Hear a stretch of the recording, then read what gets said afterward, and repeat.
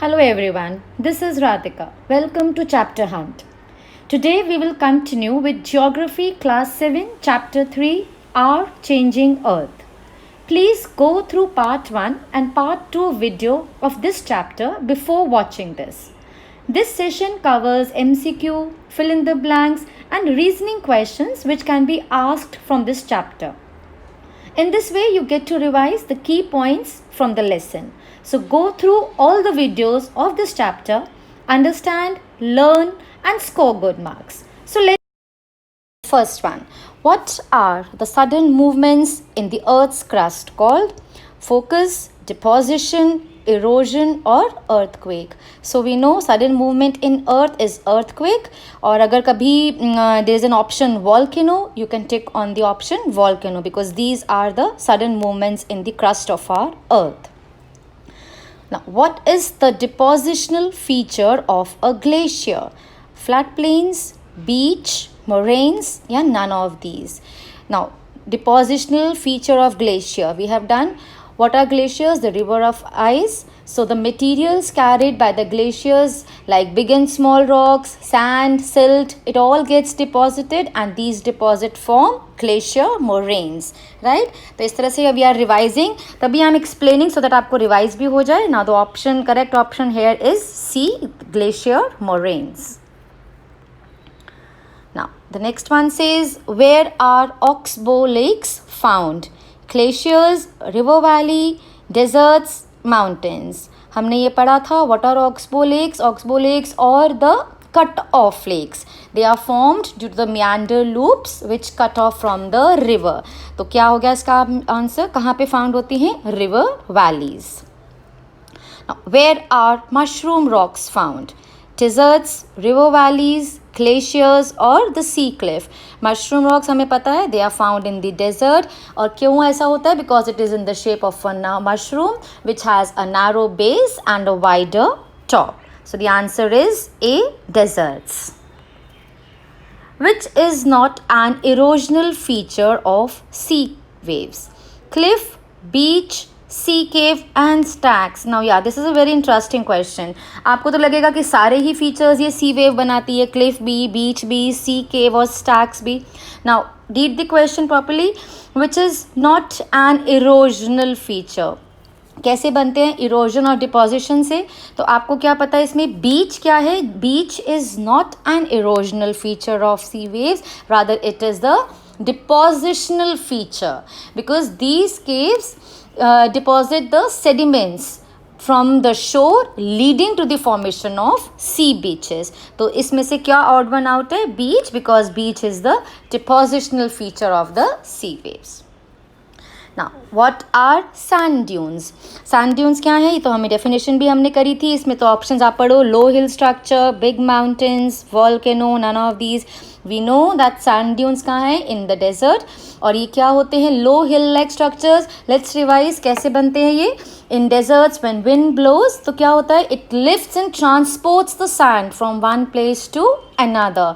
And when the wind stops blowing, the sand falls and it gets deposited in this shape, low hill की तरह से, और इसको हम कहते हैं sand dunes. The next one says flat plains are flat, fertile, barren, both A and B. Now this is quite simple. We know that flat plains कैसे बनते हैं? They are formed by the deposition of fine soil on the river banks. So obviously they are flat and fertile. Yeah, the next one is dash is an odd one in the following. Sea cave, sea arc, beach या Lewis. क्या है? हमें पता है. Why? Because Lewis is the answer because that is the work of the कौन सा agent? Wind. और क्या होते हैं Lewis? They are grains of sand carried by the wind. और sea cave, sea arc, beach, A, B, C, they are all formed by the work of the sea waves. Collection of sediments from all mouths form a delta, tributary, distributary or the meander. तो हमें पता है कि river it breaks into distributaries and each distributary forms its own mouth. कैसे? तो मतलब the collection of sediments from all the mouths and then they form a triangular shaped land mass which is called a delta. So the correct option is option number A, delta. This will be very easy अगर आपने पहला और second part of video का देखा हुआ है.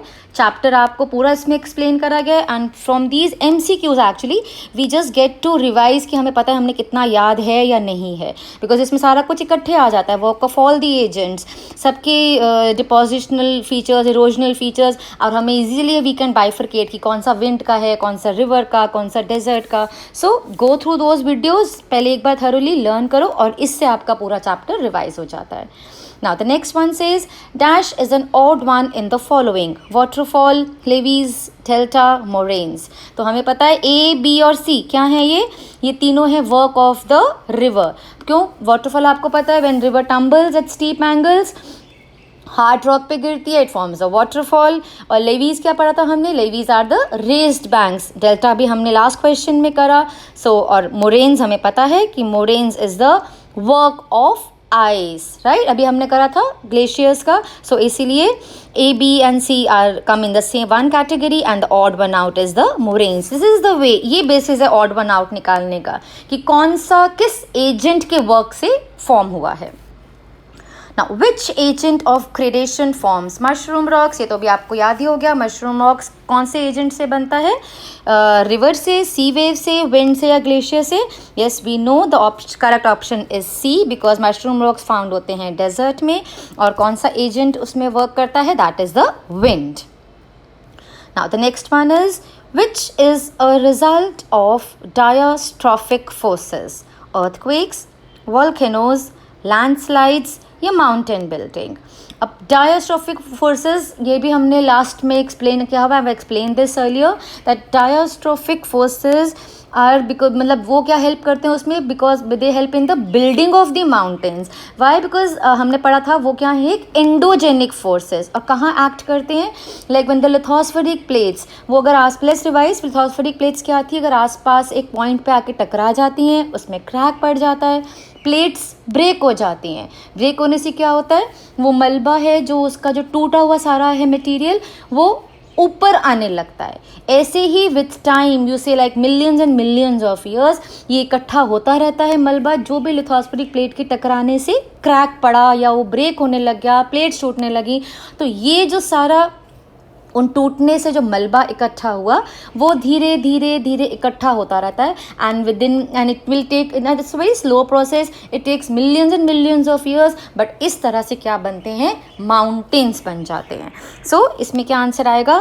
The what which is the result of diastrophic forces? The option B, that is the mountain building. Now the next one says the landforms are a result of endogenic forces, exogenic, both A and B, none of the above. And इसको आराम ध्यान से पढ़ेंगे. Don't tick on either A or B, because the correct option is landforms are a result of both endogenic as well as exogenic forces. So the correct option is C, both A and B. The place on the surface above the focus is known as epicenter, focus, forces और lithosphere. Now let's just revise. हमने ये करा था कि the place on the surface above the focus is the epicenter. Focus के ऊपर होता है epicentre and it is very dangerous point. Seismic waves जो हैं यहीं से ही स्प्रेड करती हैं. और फोकस आपको याद है, फोकस क्या था? फोकस होता है क्रस्ट में, where the movement actually starts, वो होता है फोकस. एंड फोकस के बिल्कुल ऊपर जो पॉइंट है उसको बोलते हैं epicentre. Now, in which continent is the highest waterfall Angel Falls of Venezuela located? South America, South Africa, South India, North India. ये आपकी ज्योग्राफी बुक में एक फैक्ट दिया हुआ है, इसे भी क्वेश्चन में आ सकता है. सो आपका कहाँ पे है हाईएस्ट वाटरफॉल? ये है साउथ अमेरिका में. ठीक है. Next says Where is Niagara Falls located? तो Niagara Falls कहाँ पे located हैं? They are located on the border between Canada and USA. So the correct option is option A. Now the next one is the steepy rock coast rising almost vertically above the sea water is called sea cliff, beach, sea cave या erosion. तो इसमें हमें याद, हमने पढ़ा था, ये पूरा समझा था कि यस, सी क्लिफ क्या होता है? सी क्लिफ क्या होता है? सी के ऊपर जो it's like just 90 degree above, vertical means 90 degree above, sea के ऊपर जैसे एक बड़ा सा पत्थर, बहुत खड़ी सीधी सी चट्टानें दिखती हैं जहाँ पे लोग यूजुअली खड़े होकर फोटोग्राफ्स वगैरह क्लिक करते हैं, तो उसको बोलते हैं हम sea cliff. The steepy rock coast rising almost vertically, that is बिल्कुल 90 degrees above the sea water, उसको हम बोलते हैं sea cliff. Now, which of these is an example of a glacier? Glacier का example क्या है? Gangotri, Aravalli, both of these या none of these? तो गंगोत्री, अरावली तो नहीं है क्योंकि Aravalli we know Aravalli is a mountain range. कहाँ पे? नॉर्थ वेस्ट इंडिया में. और जो गंगोत्री ग्लेशियर है वो कहाँ पे है? उत्तराखंड में, उत्तराखंड इंडिया. और ये this glacier is one of the primary sources of Ganges, one of the largest in the Himalayas. So what is an example of a glacier? Option number A, Gangotri. Now, Victoria Falls is in which continent? कहाँ पे है? America, Asia, Australia या Africa? The correct option is Africa. कई बार आपको ऐसे भी आ सकता है कि ये भी लिखा हुआ आ सकता है कि कौन से बॉर्डर्स में, बस यही ऑप्शन में लिखा हो, तो just keep this in mind, in the borders of Zambia and Zimbabwe. Victoria Falls एक बहुत बड़ा, it's a waterfall in Africa and it is the world's largest sheet of falling water and it is almost double the height of this Niagara Falls. Now the next one is, when the river tumbles at steep angles over very hard rocks or down a steep valley side, it forms. Now ये तो हमने बहुत बार कर लिया, आप सबको आता है. This is waterfall. Oxbow lake नहीं, मियांडर नहीं, वैली नहीं, because when river tumbles at steep angles और वो हार्ड रॉक पे फॉल करती है उसको हम बोलते हैं waterfall. Now which one of the following waves can pass through all solid, liquid and gas? P waves or the longitudinal waves, S waves or the transverse waves, L waves और surface waves या none of these. तो इसमें आपको कई बार अगर paper difficult सा बनता है तो ये आपसे पूछा जाता है. So just for an extra वो कि कहीं पे आप मार्क्स लूज़ ना करें, तो I am just providing this information. Just remember this. बाकी आप डिटेल में सीनियर क्लासेस में रीड करोगे कि जो P waves हैं they can pass through all solid, liquid and gas, और जो S waves हैं जो ट्रांसवर्स वेव्स उनको बोलते हैं, वो पास करती हैं ओनली थ्रू सॉलिड्स. इसी बेसिस पे एक और क्वेश्चन कभी पूछ लिया जाता है, which of the following is the fastest earthquake wave? तो फास्टेस्ट अर्थक्वेक वेव कौन सी है? P wave. और अगर पूछा जाए स्लोवेस्ट, तो स्लोवेस्ट है सरफेस वेव, और सरफेस वेव सबसे ज़्यादा डैमेज कॉज करती है. Now coming to the next heading, fill in the blanks. Fill in the blanks में जैसे पहला क्या है, ये this will be a quick revision. Almost we have covered each and every topic from this. Now let's go through this. Magma inside the earth moves in a circular motion. In deposition of layers of fine soil along the banks of the river, they form the floodplains. And sand deposits over larger areas are called loess. हमने पढ़ा था अभी. Then wearing away of land by different agents like water, wind and ice is called erosion. Sea caves become bigger and only the roof remains. जब roof रह जाती है तो उसको हम बोलते हैं sea arcs. The earth's crust is broken into a number of huge parts. They are called lithospheric plates. Which forces originate in the interior? Endogenic और exterior में कौन सी होती हैं? Exogenic, अगर वो कभी आ जाए fill in the blank में. The narrow opening of a volcano is called, volcano की जो ऊपर की narrow opening है हमने पढ़ा था उसको क्या बोलते हैं? Vent. And then as the river enters the plains, it twists and turns, forming large bends known as meanders. हमने we studied this when we studied the work of the river, right? कि जब river आती है plain area में तो slope तो उसको मिल नहीं रहा, तो वो ट्विस्ट एंड टर्न लेती है और एक बड़े बड़े बेंड बनाती है. उस बेंड को बोलते हैं meander. And it is because of these meanders only जो कि oxbow lakes बनती है. The landscape is being continuously worn away by two processes. कौन कौन से? Weathering and erosion. Then what is the machine that measures earthquake? It's a seismograph. An earthquake of which magnitude is classified as a major earthquake? It is of the 7 magnitude. Then the magnitude of the earthquake is measured on the Richter scale. Dash are huge piles of ice found in water bodies. Huge piles of ice below या rivers of ice below, confuse नहीं होना. The answer is the same, the glaciers.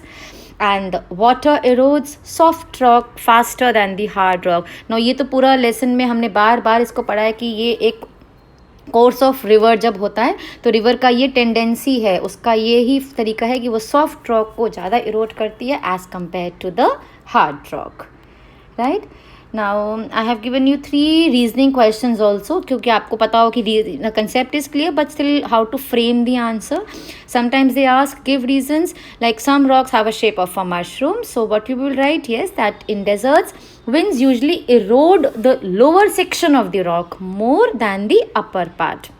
Therefore, such rocks have a narrower base and wider top, which takes the shape of a mushroom. You remember जब हमने work of the winds पढ़ा था deserts में कि yes, जब winds blow करती हैं तो वो अपने साथ जो rock material लेके जाती हैं, तो वो क्या होता है कि वो बहुत heavy नहीं है, so it cannot carry up to the long height. तो वो छोटा छोटा नीचे नीचे ही रहती है. नीचे रहने की वजह से जो है rocks को नीचे बेस से ज़्यादा कट करता जाता है, तो वो क्या हो जाता है, नैरोअर बेस हो जाता है और ऊपर का ब्रॉड हो जाता है, just like a shape of a mushroom. Now flood plains are very fertile. Flood plains are formed by the deposition of fine soil and other material called sediments on the river banks. As the soil and sediments are brought by the flood water, they are very fertile. Flood plains कैसे बनते हैं? Deposition से. Deposition क्या होता है? जब soil का और जो सेडिमेंट्स हैं रिवर की बैंक्स पे इकट्ठा होना शुरू हो जाते हैं. क्योंकि ये जो सेडिमेंट्स हैं ये फ्लड वाटर लेकर आ रहा है, तो ऑब्वियसली ये जो फ्लड प्लेन्स होते हैं दे आर द लैंड, वहाँ का आसपास is very fertile. Now, building collapses due to earthquakes. ये आपने बहुत बार देखा होगा कि बिल्डिंग, कई बार आपको न्यूज़ में भी सुनने को आता है कि building collapsed due to the earthquake. So give reason why does this happen? This happens because most of the buildings are not safe enough to resist the vibrations of the earthquake. They are not made earthquake proof. They collapse, tearing apart due to shallow foundation and lack of adequate steel in the interior design. So that means कब ये building collapse होती है? Every building does not collapse because of this earthquake effect, provided God forbid अगर बहुत high magnitude का earthquake हो. But कौन सी buildings हैं जो कि नहीं थोड़ा सा भी अर्थक्वेक का वो वाइब्रेशंस को रेजिस्ट कर पाती? Why? Because they are not building, the building is not earthquake proof. उसमें जो मटेरियल यूज़ हुआ है that is not adequate, steel कम यूज़ हुआ है, इसीलिए वो जो है उसमें क्रैक आ जाता है या बिल्डिंग कहीं में बहुत पुरानी हो जाती हैं. So they collapse due to the earthquakes. So now with this we come to an end of this video. Please like and subscribe to Chapter Hunt and click the bell icon to get new video updates. I'll see you soon. Till then, take care. Bye-bye.